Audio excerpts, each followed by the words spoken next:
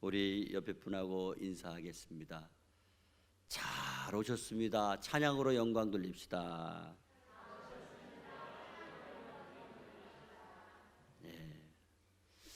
오늘 봉독한 말씀을 가지고 찬양으로 성령의 능력을, 그런 제목으로 함께 은혜를 나누겠습니다. 자, 조금 앞으로 갈게. 한 번은 손녀딸을 사위 집에서 보고 있다가 집에 돌아온 아내가 아주 감동적인 표정을 지으며 저에게 이렇게 말했습니다. 여보, 글쎄 우리 하연이가 6살인데 어떻게 그런 말을 할 수 있지?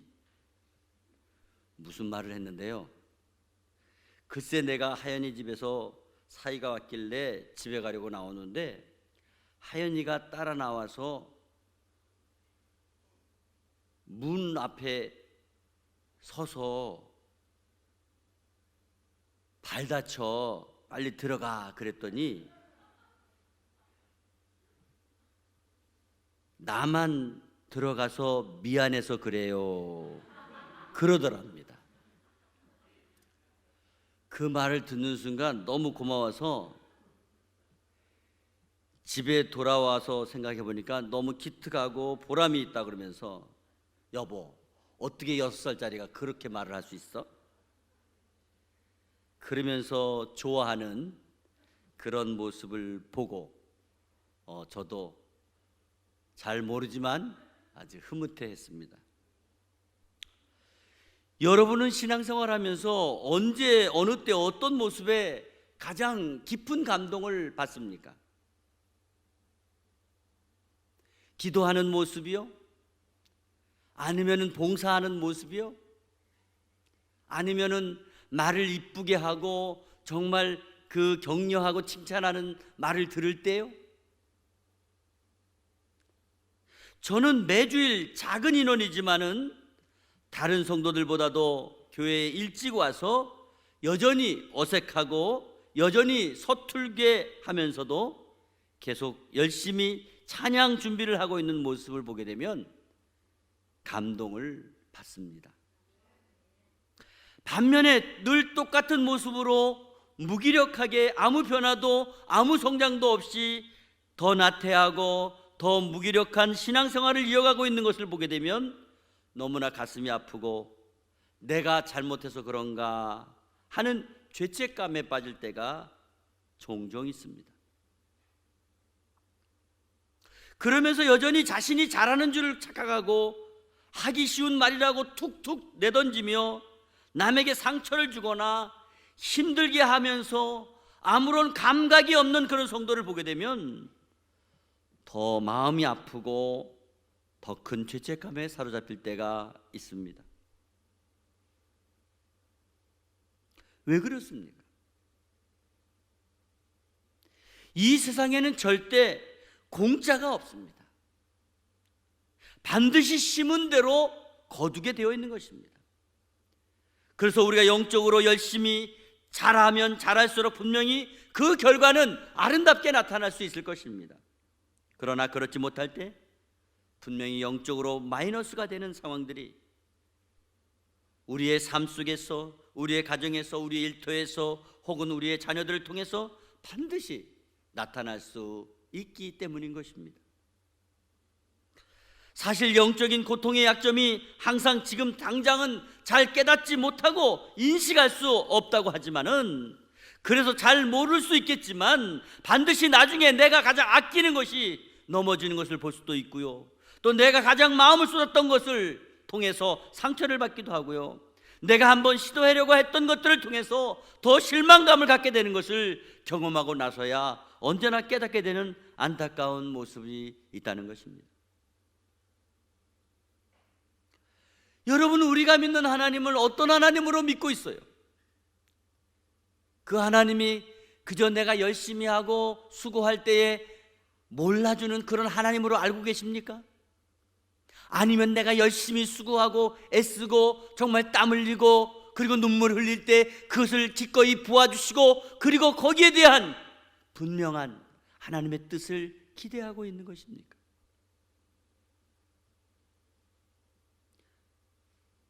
오늘 예배와 기도와 봉사에 소홀히 하는 성도, 또 섬길 줄 모르고 대접할 줄 모르고 존중할 줄 모르는 성도, 그런 성도들의 특징이 감사가 없고 기쁨이 없고 감동이 없는 것입니다. 그래서 쉽게 지치게 되고 쉽게 부담을 갖게 되고 절대 짐을 지지 않으려고 한다는 것입니다. 그리고 자기도 모르게 사람을 차별하게 되고 적절하고 만만한 사람에게만 함부로 하게 되는 것을 볼 수가 있는 거죠. 왜 그러면 이러한 문제들이 교회 안에서 발생하고 있는 걸까요? 바로 성령의 능력이 없기 때문입니다. 사도행전 1장 8절 말씀에 오직 성령이 너희에게 임하시면 너희가 권능을 받고 온 유대와 사마리아 땅끝까지 이르러 내 증인이 되리라 하신 말씀이 있습니다. 여기에 말씀하는 권능이 뭡니까? 하나님의 능력입니다. 하나님의 은혜의 능력입니다. 깨닫게 하는 능력입니다. 하나님의 영광을 높이 드러내는 능력입니다. 전적으로 성령께서 주시는 그 힘과 그 능력으로만이 우리는 모든 일을 아름답게 해나갈 수 있다는 것입니다. 그래서 신앙생활의 분위기와 그 열정에 가장 근접하고 있는 시간이 바로 찬양을 드리는 시간이라는 것입니다. 찬양은 곡조가 있는 말씀입니다. 찬양은 곡조가 있는 간증입니다. 찬양은 곡조가 있는 고백입니다. 찬양은 곡조가 있는 결단입니다. 찬양은 말씀의 선포입니다. 제가 지금까지 잊지 못하는 가장 큰 은혜 받은 현장이 1974년도 엑스폴로 74에 참여해서 배웠던 찬양입니다. 여러분들도 너무나 잘 알고 있는 찬양이고, 그리고 신학교에서 수없이 불렀던 찬양이죠. 부름받아 나서니 몸 어디든지 가오리다. 괴로우나 즐거우나 주만 따라 가오리니 어느 누가 막으리까. 죽음인들 막으리까. 어느 누가 막으리까. 죽음인들 막으리까. 이 찬양이 바로 1974년도 엑스폴로 74에 처음 부르게 됐던 찬양입니다. 이 찬양을 부르면서 주님께 가까이 다가서며 마음의 문을 열고 받은 그 은혜가 풍성하게 넘쳤던 그 뜨거운 시간을 지금도 잊을 수가 없습니다. 이 찬양을 부를 때에 성령께서 강력하게 역사하신 증거가 바로 오늘 제가 여러분 앞에서 말씀을 선포하게 된 증거입니다. 저는 매주일마다 강단에서 찬양대가 찬양하고 있는 것을 볼 때마다 받은 은혜를 놓치지 않으려고 기도하고 말씀을 선포할 때가 있습니다. 우리 교회 찬양대를 볼 때마다 늘 아슬아슬하게 넘어갈 때가 많이 있습니다. 보통 찬양대가 연습할 때는 잘하는데 막상 예배 시 찬양할 때 보면 표정이 경직되어 있을 때가 많이 있습니다. 마치 집에서 무슨 일이 있었는지, 아니면 지금 집에 무엇을 잘못하고 왔는지, 그런 표정을 짓는 것. 그만큼 앞에 나와서 찬양을 올리는 일이 쉽지 않다고 하는 것을 깨닫게 하는 것입니다. 그래서 틀리면 주춤하게 되고 더 소리가 작아지게 되는, 그러나 절대 그럴 필요가 없습니다. 왜냐하면 솔직히 음악을 전공하신 분이 아니라면 틀려도 모른다는 겁니다. 그리고 늘 가사의 은혜를 받는다는 것입니다. 또한 우리가 전공자로서의 찬양대원을 세운 것이 아니라 하나님께 받은 은혜가 감사하여 그 은혜를 감사하고 마음으로 드리는 찬양을 하기 때문에 기쁨으로 드리면 된다는 것입니다. 물론 직접적으로 은혜를 끼치는 일과 관련된 사역이기 때문에 그만큼 영적으로 주변 상황을 통해 사탄의 공격과 사탄의 시험을 받을 수 있습니다. 오늘 같은 날이잖아요. 전기가 어쩌면 여기만 나갈까요? 저쪽에만 나갈까요? 여기만 들어와 있을까요? 저는 오늘 천당과 지옥을 왔다 갔다 했습니다. 지옥이 어디예요? 말씀이 없는 데가 지옥 아닙니까? 전기가 왜 나갔냐? 한전에서 잘못한 거예요. 우리 성도들은 방송실에도 아무도 잘못한 사람이 없어요. 변압기에 휴즈가 나갔대요. 휴즈가.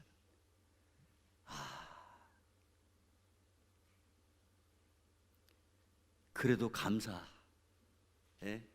만약에 전체에 나갔다고 하면, 저는 오늘 죄책감에 있지 않아요. 오늘 전쟁 이야기를 해서 주님이 전쟁을 경험시키려고 그런 거 아닌가. 그래서 어둠 속에서 예배드리는 그런 것 같아서 너무 마음이 아파요. 하지만 오직 주께 영광을 돌리는 마음으로 집중해서 찬양을 드린다면 걱정할 것이 없다는 말씀입니다. 요한복음 15장 7절에서 8절 말씀에 너희가 내 안에 거하고 내 말이 너희 안에 거하면 무엇인지 원한 대로 구하라. 그리하면 이루리라. 너희가 열매를 많이 맺으면 내 아버지께서 영광을 받으실 것이요 너희는 내 제자가 되리라. 아멘. 말씀을 붙잡고 찬양을 부르면 정말 그 말씀대로 많은 열매를 맺게 되고 하나님께 영광을 돌리게 될 줄 믿으시기 바랍니다. 하나님께서 우리에게 주신 약속 중에 가장 귀한 약속이 뭐냐? 많은 열매를 맺는다는 것입니다. 우리는 그 약속 때문에 우리는 하나님의 말씀을 곡조에 담아서 고백하는 것이고 간증하는 것이고 결단하는 것이고 찬양 드리는 것입니다. 그래서 내가 먼저 찬양을 통해 은혜를 받게 되면 그 찬양을 듣는 모든 분들도 똑같이 그 은혜가 전달되어 큰 능력으로 부여하게 되는 줄 믿으시기 바랍니다. 그러므로 우리는 영적으로 성령의 능력이 어디에 있는가를 분명히 알고 그 해답을 오늘 본문 말씀에서 찾아 언제나 찬양을 통해 성령의 능력을 경험하게 되는 저와 여러분 되기를 바랍니다. 첫째로 믿음의 찬양이 살아나야 성령의 능력이 나타나는 것입니다. 히브리서 11장 말씀에 보게 되면 믿음이라는 말씀이 많이 나와요. 그래서 믿음장이라고 말합니다. 얼마나 놀라운 능력의 믿음인지 모릅니다. 우리 믿음의 선조들은 믿음을 가지고 놀라운 일을 경험하며 살았습니다. 그들은 믿음으로 하나님을 기쁘게 했습니다. 믿음으로 하나님께 인정을 받았습니다. 에녹은 믿음으로 죽음을 보지 않고 하늘로 올라갔다고 했습니다. 노아는 온 세상이 물로 심판을 받을 때에 믿음으로 온 가족이 구원을 받을 수 있게 되었다고 말씀하고 있습니다. 아브라함은 믿음으로 100세 때 아들을 얻었고 그 아들을 믿음으로 하나님께 바쳤다고 말씀하고 있습니다. 모세는 믿음으로 애굽의 바로왕 앞에서 담대하게 하나님의 말씀을 선포하고 자기 백성들을 애굽에서 해방시켰습니다. 여호수아는 믿음으로 견고한 여리고성을 무너뜨렸고 가나안 복지를 정복할 수 있었습니다. 히브리서 기자는 11장 38절 하반절 말씀에 이 믿음의 선배들에 대한 말씀을 이렇게 소개하고 있습니다. 이런 사람은 세상이 감당하지 못하도다. 할렐루야. 이런 믿음의 사람은 세상이 감당할 수 없다고 말씀하고 있습니다. 그렇습니다. 과거 우리 신앙의 선배들은 이러한 생명을 건 믿음으로 세상을 이긴 것입니다. 그렇다면 오늘날 저와 여러분은 어떻게 이런 믿음의 능력을 표현할 수 있겠습니까? 성령의 능력을 받아야 되는 것입니다. 그것은 바로 믿음의 찬양을 통해서 기대할 수 있는 것입니다. 살아계신 하나님을 향하여 뜨겁게 찬양하고 영광을 바라보는 능력의 찬양이 온 세상을 뒤덮을 수 있게 되는 것입니다. 그럴 때 성령의 능력이 역사하는 줄 믿으시기 바랍니다. 두 번째로 믿음의 찬양이 성숙해져야 성령의 능력이 나타나는 것입니다. 우리 성도들이 예수를 믿고 구원받은 것으로 모든 것이 다 끝나는 것이 아닙니다. 구원받은 성도는 그 믿음이 점점 자라나고 점점 성숙해져야 되는 것입니다. 그리고 주님께서 주신 비전과 사명을 깨닫고 충성을 다해 감당해 내야 되는 것입니다. 날마다 믿음으로 악하고 부패된 이 세상을 물리치며 살아가야 되는 것입니다. 날마다 하늘의 신령한 은혜를 풍성하게 힘입어 살아가야 되는 것입니다. 우리가 어떻게 이런 삶을 살아갈 수 있겠습니까? 오직 성령의 능력으로만이 가능할 수 있는 것입니다. 그러므로 우리는 하나님을 찬양하는 믿음의 모습이 더욱더 성숙해져야 된다는 것입니다. 오늘 본문 12절 말씀에 예수님께서는 제자들에게 이렇게 말씀했습니다. 내가 아직도 너희에게 이를 것이 많으나 지금은 너희가 감당하지 못하리라. 예수님께서는 3년 동안 제자들을 가르쳐 주셨습니다. 그런데 아직도 그들에게 하실 말씀이 많이 남아있고 또 제자들은 그 말씀을 감당할 수 없다고 말씀하고 있습니다. 제자들은 아직도 예수님의 말씀을 이해하지 못한다는 것입니다. 무엇이 문제일까요? 제자들이 말씀을 제대로 이해하지 못하고 깨달을 수 없었던 것은 아직 성령이 임하시지 않았기 때문입니다. 성령의 능력을 받지 못했기 때문입니다. 예수님께서 십자가에 죽으신 지 3일 만에 부활하시고 승천하셔서 성령을 보내주신 다음에야 제자들은 깨닫게 된 것입니다. 그래서 오늘 보면 13절 말씀에 그러나 진리의 성령이 오시면 그가 너희를 모든 진리 가운데로 인도하시리니 그가 스스로 말하지 않고 오직 들은 것을 말하며 장래일을 너희에게 알리시리라. 아멘. 그동안 제자들이 예수님께 배운 것은 어떤 것입니까? 그들은 가장 기본적인 진리를 배운 것입니다. 예수님께서 하나님의 아들이시며 예수님께서 죄인들을 구원하기 위해 이 땅에 오셨다는 그 사실을 배운 것입니다. 그리고 그분이 죄인들을 위해서 십자가에 달려 돌아가실 것을 말씀하고 있고 그 후에 부활하신다는 것을 말씀하는 것입니다. 제자들이 배운 진리는 가장 기초적이고 초보적이면서 가장 중요한 부분이었습니다. 그러나 그것이 전부가 아니라는 것입니다. 그것이 출발점에 불과하다는 것입니다. 앞으로 제자들은 더 많은 것을 배우고 더 많은 것을 깨달아야 된다는 것입니다. 예수님께서는 하나님께서 택하신 모든 사람을 구원하기 위해 십자가에 죽으시고 부활하셨습니다. 그런데 예수님께서 부활하시고 승천하시면서 그 다음 구원의 사역은 누가 감당해야 된다고 말씀하셨습니까? 바로 주님께서 세우신 교회와 교회로 부름받은 모든 구원받은 성도들이라는 것입니다. 교회를 통해 복음이 땅끝까지 전해지고 온 세상에 충만하게 된다는 것입니다. 그러나 제자들은 아직 이러한 일에 대해 전혀 깨닫지 못하고 있었습니다. 주님께서는 성령께서 오시면 제자들에게 이 모든 것을 알려주신다고 오늘 보면 13절 하반절 말씀을 통해 장래일을 너희에게 알리리라 말씀하셨습니다. 그러므로 오늘 제자들에게 필요한 것은 단순히 복음을 지식으로 배우는 것만이 아닌 것입니다. 이제 성령께서 그들에게 깨닫게 해 주셔야 된다는 것입니다. 더 나아가서 제자들에게는 성령의 능력이 필요하다는 것입니다.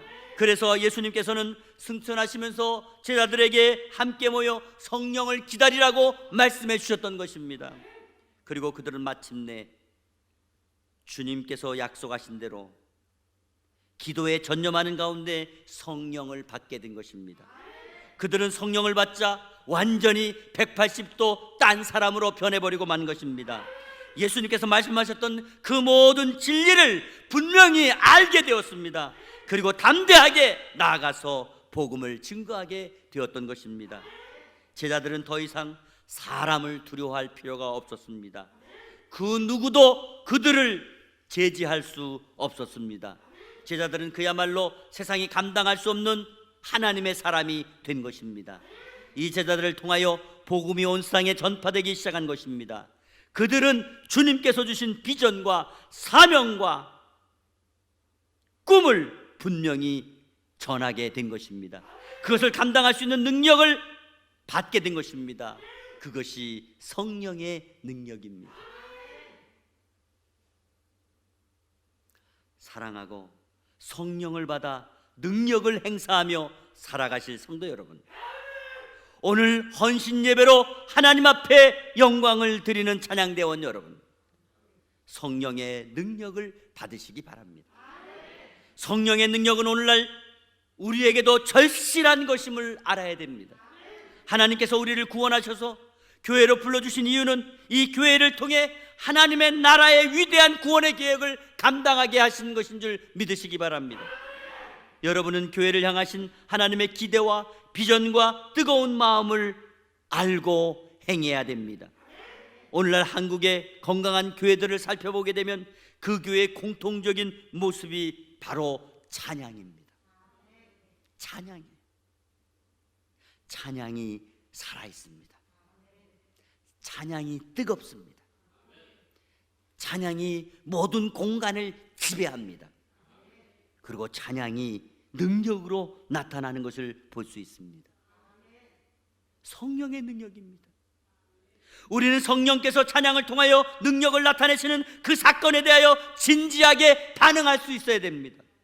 찬양을 통한 기도, 또한 찬양을 통한 고백을, 찬양을 통한 성령의 역사하심을, 찬양을 통한 위로하심을, 찬양을 통한 성령의 능력을 기대하시고, 그 성령께서 오늘 본문 14절 15절 말씀에 이렇게 우리에게 증거하십니다. 자, 14절 15절 말씀을 우리 다 같이 함께 읽겠습니다. 시작. 그가 내 영광을 나타내리니 내 것을 가지고 너희에게 알리시겠습니다. 무릇 아버지께 있는 것은 다 내 것이라. 그러므로 내가 말하기를 그가 내 것을 가지고 너희에게 알리리라 하였노라. 아멘. 그렇습니다.